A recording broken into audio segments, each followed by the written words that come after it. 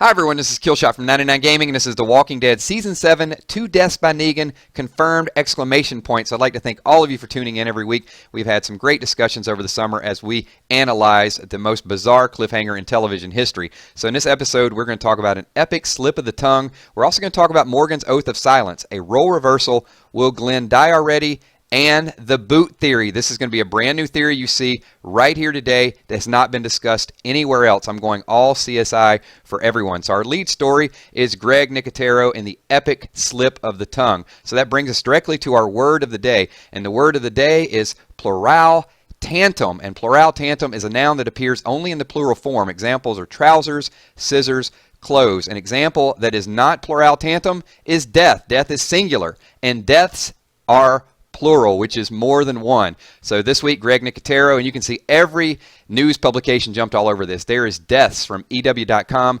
U.S. News also ran with a quote from Greg Nicotero. If we would have shown the deaths, then they wouldn't have felt our characters in Season 7 the way they need to. And the thing that I think a lot of people would get out of this is how that moment changes the entire makeup of our universe within a split second. Did you catch that? Deaths plural. So I think what's changed in a split second is a lot of people's theories where they said 1. Maggie votes 2. Josh McDermott says 2. Everybody's on board. So now we're going to have to revamp and decide which 2 people it possibly could be. Maggie, once again, 2.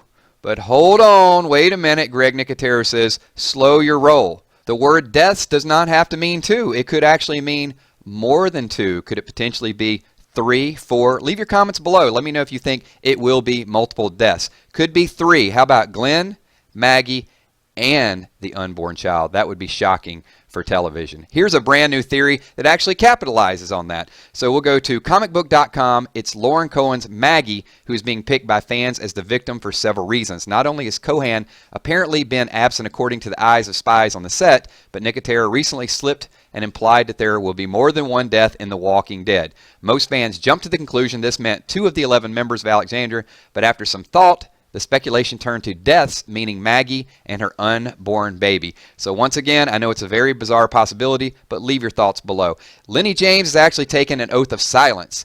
Add him to the list of cast members folks have been trying to get to trick into spilling the proverbial beans. Everybody tries to get clever about it, says James, who plays Morgan. So everybody tries to kind of catch you out. Everybody asks who you're filming with this particular day, or who did you see today? Who did you have dinner with today?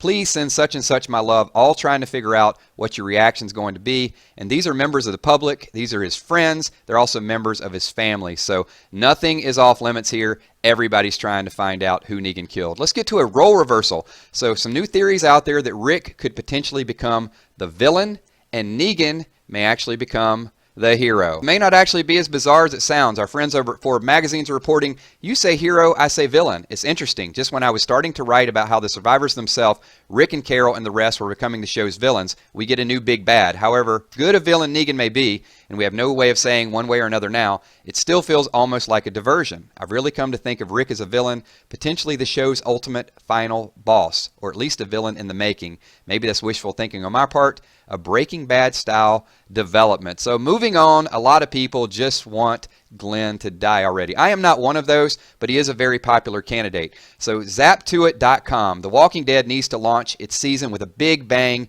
and nothing is going to hurt fans quite as much as Glenn getting his head smashed in. Dating back to practically episode number 2 of the first season, Glenn has been the heart of the show. It'll be devastating to see a character like him die, but it is also the necessary catalyst to inspire his friends to rise up and defeat Negan. So let me know your thoughts below. Does Glenn really need to die? And I know we're very passionate about Glenn, but will it develop the story, or do we want just to keep him around a little bit longer? So the Spoiling Dead's fan page, a little bit light this week, not a lot of pictures, but episode 10 resumes filming today. We hear they're over at Tyler Perry Studios, so most likely some Kingdom-related filming. Looks like a lot of indoor stuff. Other than that, it has been pretty quiet. I'll keep you guys updated as new information becomes available. And we're going to close the segment with a sneak peek and a brand new theory. Well, this is not new. This is a little bit of the whispers and some heads being chopped off in the comics. We don't know how it's going to play out in the show. However, AMC did release this picture, and it is a head on a stake, which means we could get a little bit of foreshadowing in Season 7 for the whispers, possibly in Season 8 or even a little bit later on. Cleveland.com certainly believes that to be the case. They say in the photos we see shots of Ezekiel's staff. Keep it clean, everybody. Along with several images of what we assume is the kingdom. They also say the most telling photos are those that suggest the sanctuary. But the image that most people will be talking about is the photo of the head on a spike. Fans of Robert Kirkman's comic book know that that's the calling card of the Whisperers, a villainous group that wears walker skin as a disguise. We weren't expecting them this season, but it could be foreshadowing of Season 8. Do you think that this picture is foreshadowing of Alpha and the Whisperers? So the final theory is the boot theory. So what is this? This is sorghum, which is a grain. And as Dr. Eugene Porter said, that there's criminally underrated grain that could change the game with our food situation from scary to hunky-dunky. I'm talking standability, drought tolerance, a grain to stover ratio that is the envy of all corns. Think about it. This picture was also released on the AMC site, and this is a dead strand of grain, I guess that's the word, or stalk of grain, and a boot filled up with sand. And the boot is my theory, a monument to one of the other, either Dr. Eugene Porter or Abraham. This is a shot from the actual Season 6 finale. You can see two people have those type of boots. Eugene is in third position, and that's Abraham over on the right. So let me know what you think about the boot theory. It's definitely not Rick. It's definitely not Sasha. But this boot was put there for a reason. Either it's a monument or something for AMC to get us thinking a little bit more. But the dead grain beside it really, really makes me think that possibly Eugene or Abraham. We all know that AMC is notorious for putting these Easter eggs in their shows, so let me know what you think about the boot theory. My name is Killshot. Give this video a thumbs up, and I will talk to you all soon. Peace.